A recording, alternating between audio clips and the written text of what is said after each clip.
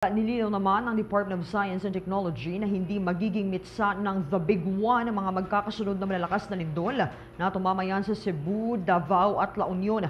Ayon kay Department of Science and Technology Secretary Renato Solidum Jr., pawang magkakahiwalay na fault ang pinagmula ng mga naturang lindol at walang kaugnayan sa bawat isa.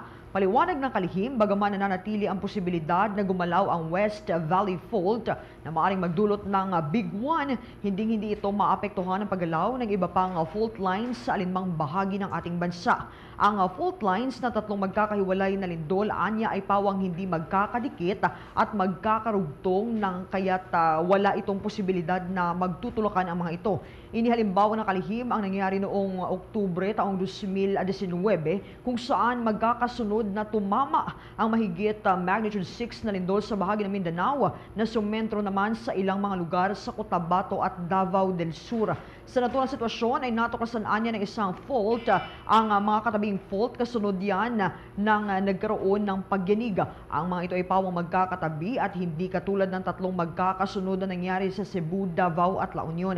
Paliwanag ni Solidum, ang West Valley Fault ay mula sa Doña Remedios, Bulacan hanggang Calamba, Laguna at malayo yan sa fault lines na kumukonekta sa mga magkakasunod na lindol sa iba't ibang bahagi ng ating bansa. For the most trusted source of news and information, visit our website at www.bomboradio.com. Follow us on Bombo Radio mobile app, Facebook, YouTube, TikTok, and X, formerly Twitter.